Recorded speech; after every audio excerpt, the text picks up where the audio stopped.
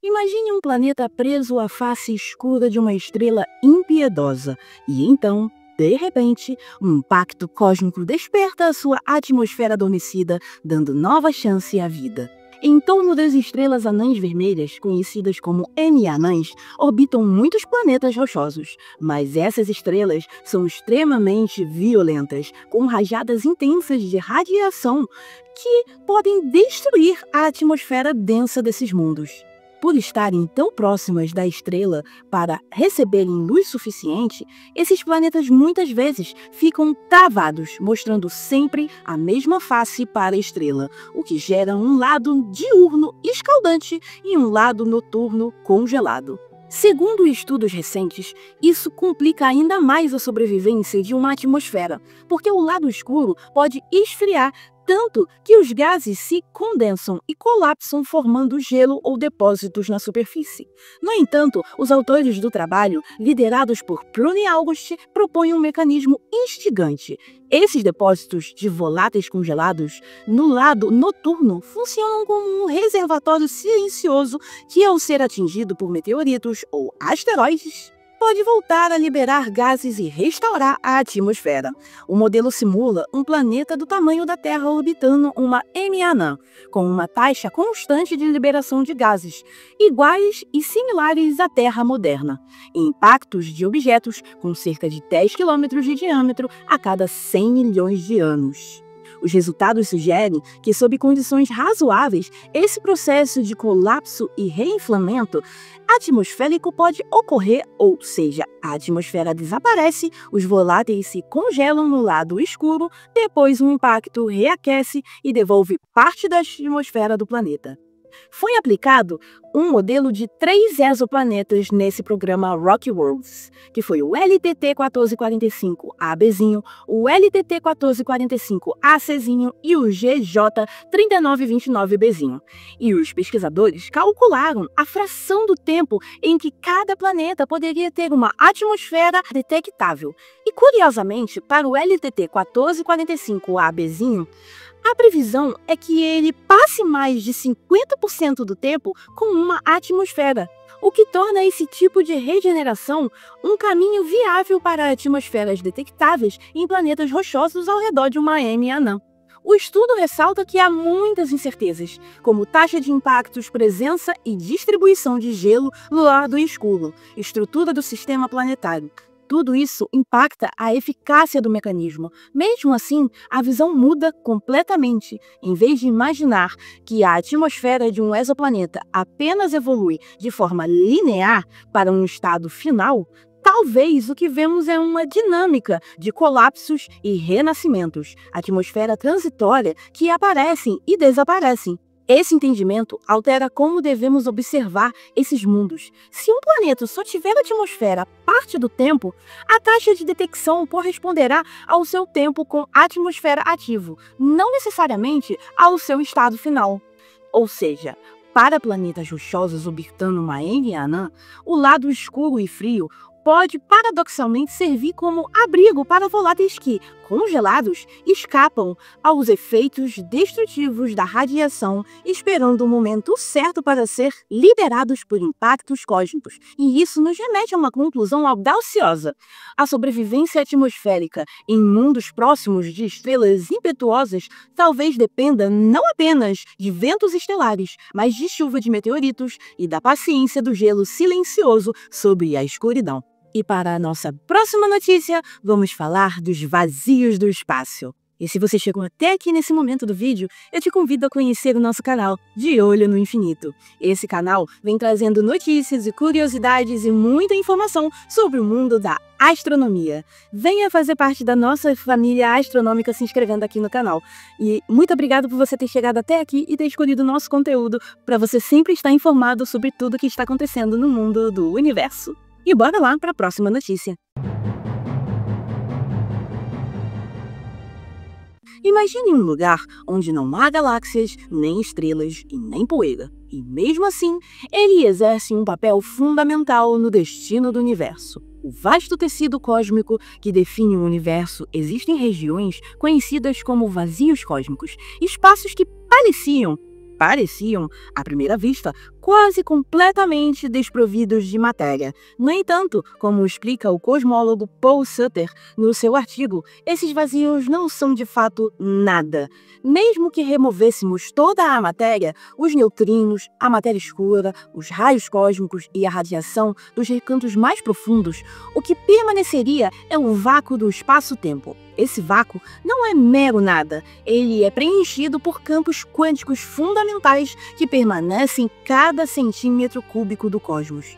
Em física de campos quânticos, aquilo que chamamos de partícula, como elétrons ou quarks, é na verdade uma excitação de um campo que está em todo lugar, mesmo que não haja partículas visíveis. O próprio campo continua ativo e ele carrega energia. Essa energia de vácuo está relacionada àquilo que chamamos de energia escura, a misteriosa força que acelera a expansão do universo. No interior de regiões densas, como galáxias ou aglomerados, a presença de matéria domina e o efeito dessa energia torna-se negligível. Nos vazios, porém, onde a matéria é quase ausente, a energia do vácuo assume protagonismo. Essas regiões são onde a expansão acelerada do universo ganha espaço para se manifestar.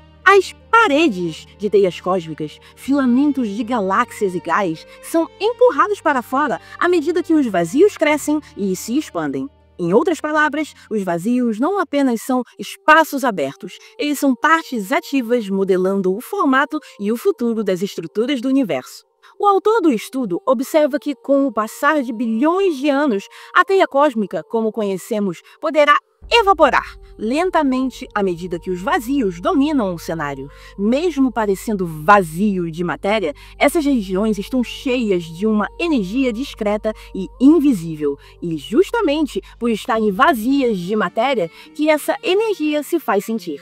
A definição de vazio vem do fato de eles serem claramente detectados pela ausência de matéria, pela falta de galáxias. Mas essa ausência não é sinônimo de imobilidade ou irrelevância. Os vazios são onde o espaço-tempo se expande mais livremente. Se você, hipoteticamente, estivesse no coração de um desses vazios, estaria cercado pela energia do vácuo, pela ação, por uma força que domina, porque nada físico está perto para interferir.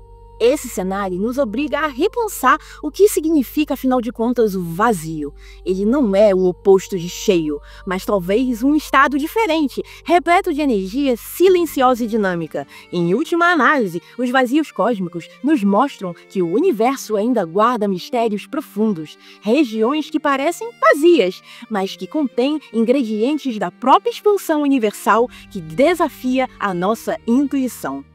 E que tal explorarmos outro lado da história? Então vem comigo para a próxima notícia.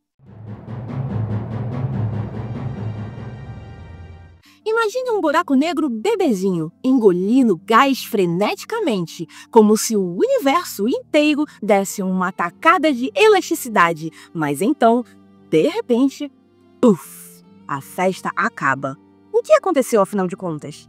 Na aurora do cosmos, quando o universo ainda tinha apenas algumas centenas de milhões de anos, surgiram buracos negros gigantescos, com massas de bilhões de sóis, em galáxias que mal haviam tido tempo de se formarem. Um dos grandes desafios para os astrônomos é explicar como esses monstros cresceram tão rápido. A explicação convencional dizia que fusões de buracos negros menores, ao acúmulo de matérias lentamente ao longo de bilhões de anos, poderiam levar àquela massa. Mas esse modelo, não se encaixa nesses casos tão antigos. Entre os fatores que limitam o crescimento está o chamado limite de Eddington.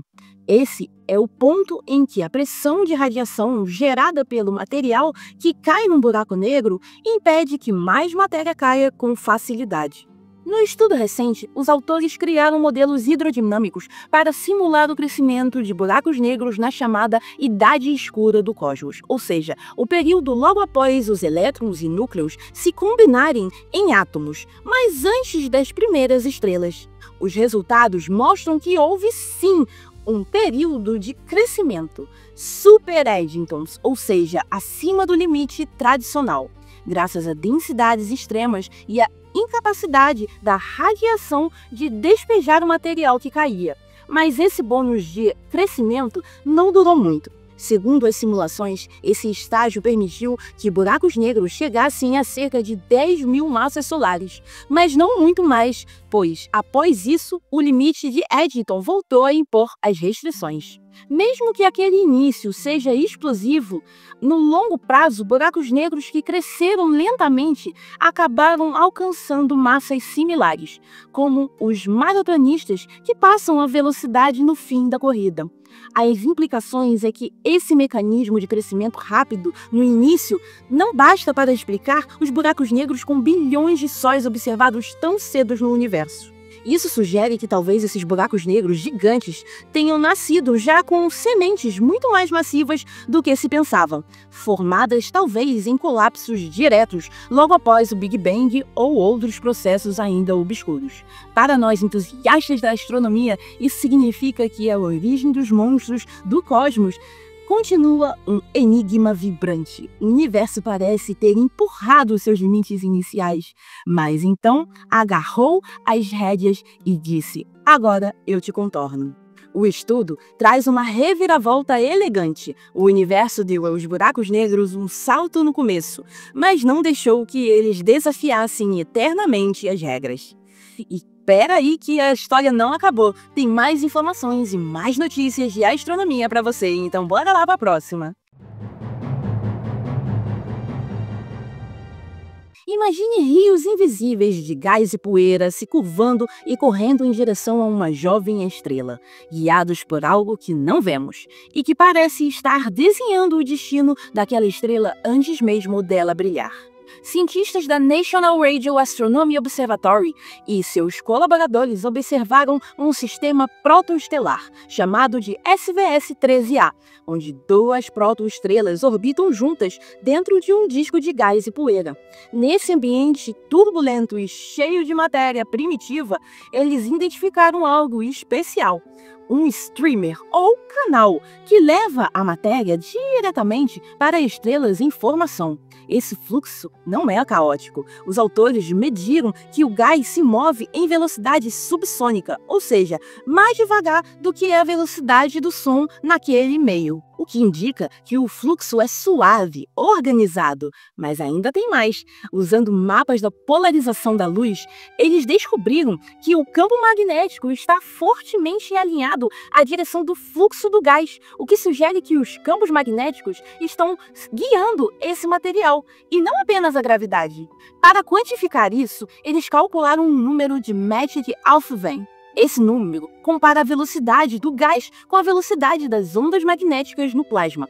Aqui, o gás está em regime sub-afveínico, o que significa que a energia magnética domina sobre a energia cinética do gás. Em outras palavras, para vocês entenderem um pouquinho melhor, o campo magnético age como trilhos ou guias invisíveis por onde o gás e a poeira deslizam em direção à protoestrela. Agora preste atenção só nisso. Esse mecanismo representa uma mudança conceitual. Em vez de pensar que todo um material simplesmente cai lá dentro de forma desordenada para formar a estrela, há evidências de que existe um processo mais organizado, conduzido por magnetismo. Isso traz implicações importantes para como entendemos a formação estelar. E o mais impressionante disso tudo é que, na prática, esse transporte de matéria via streamer magnético pode ser mais eficiente ou mais comum do que se pensava. Ainda mais, ele ajuda a explicar como as estrelas jovens conseguem acumular tanta massa, apesar das dificuldades impostas pela rotação do disco de gás, que, normalmente, impediria o colapso, e pelas turbulências, obviamente. O estudo deixa claro que não sabemos ainda quão frequente esse mecanismo é em outros sistemas, ou se ele se aplica apenas a casos específicos, mas mostra que o magnetismo pode ter papel protagonista, não apenas coadjuvante, no nascimento das estrelas. Para você, e para eu, e para todo mundo que somos entusiastas da astronomia, isso significa que as estrelas não se formam apenas por empurrões gravitacionais, mas que os campos magnéticos são como condutores da orquestra que conduzem o gás e a poeira até a formação estelar. E ao pensarmos no próximo telescópio ou missão que observará discos ao redor de jovens estrelas, devemos lembrar do seguinte: há estradas magnéticas por onde o material percorre, invisíveis, silenciosas, mas fundamentais.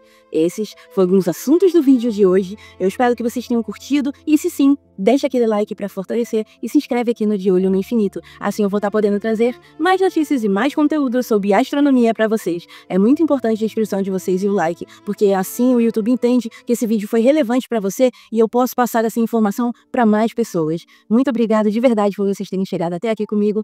Um beijo e até!